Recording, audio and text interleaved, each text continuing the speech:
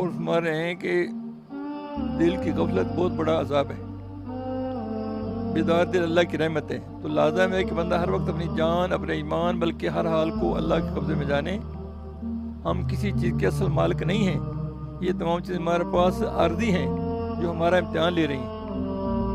ہم دنیا امتحان میں آئے نا، چیزیں جو ہمیں اللہ نے اختیار دیا ہے، جو کو عہدہ دیا ہے، یا کوئی مالی دولت دی ہے، کوئی جو بھی دیا ہے، ہمارا امتحان ہی ہے اصل میں۔ تو دوسروں کی موت سے عبرت نہ لینا، برابر گناہوں میں مشغول رہنا غفلت دل کی علامت ہے۔ سمجھ آ رہی کوئی بات کی؟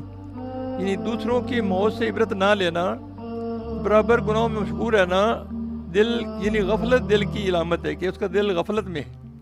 یہ غفلت تمام گناہوں کی اصل ہے، اس لیے زیارت قبور سنت ہے کہ زائر عبرت پکڑے۔ قبرستان میں جایا کرے نا بندہ، اس پتہ لگتا ہے کہ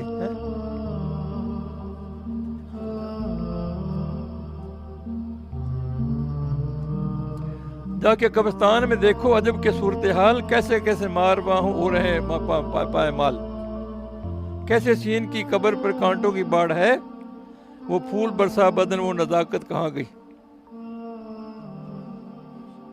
اسی طرح متروکہ جائیدادوں، مکانات، باغات سے عبرت پکڑنا چاہیے۔ جیسے یہ چیزیں ہمارے مورثوں کے پاس نہیں رہیں، ان کی موت کے بعد ہم مالک بن گئے، ایسے ہی یہ سب کچھ ہمارے پاس بھی نہ رہے گا، ہمارے بعد کوئی اور مالک ہوگا، تاکہ دل میں غرور اور غلط پیدا نہ ہو۔ جب ایسا سوچ پیدا کریں گے نا، انسان میں عاجزی آئے گی، پھر مغرور نہیں ہوگا۔ حکایت ہے کہ ایک شخص شیر کی کھال کو پوستین پہنے ہوئے بڑے غرور فخر سے اکڑتا ہوا چلا جا رہا تھا۔ شیر کی سمجھ رہی کھال پہن کر بڑا اکڑتا ہوا ایک اللہ والے نے اس کا یہ حال دیکھ کر کہا، جب یہ کھال اس کے جسم پر نہ رہی تو تیرے جسم پر کیسے رہے گی؟ اس ہر چیز پر کیوں اتراتا اور غرور کرتا ہے؟ عالم کی ہر چیز ہم کو سبق دے رہی ہے۔ شیخ سعدی فرماتے ہیں، جس کا ترجمہ پڑھ رہا ہوں شعر کا میں، اے بھائی دنیا کسی کے ساتھ نہ رہی، دل کو دنیا پیدا کرنے والے میں لگا اور بس۔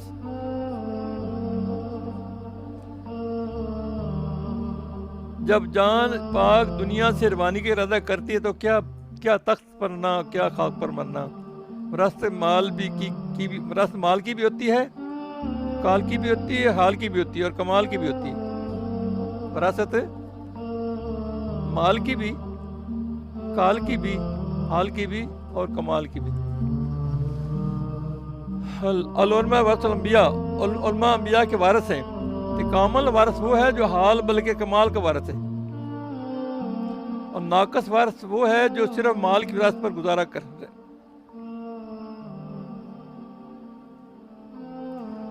سمجھ آئی؟ اللہ ہمیں توفیق عطا فرمائے کہ جو کچھ پڑھے ہے عمل کرنے والا بنائے انشاءاللہ ہے۔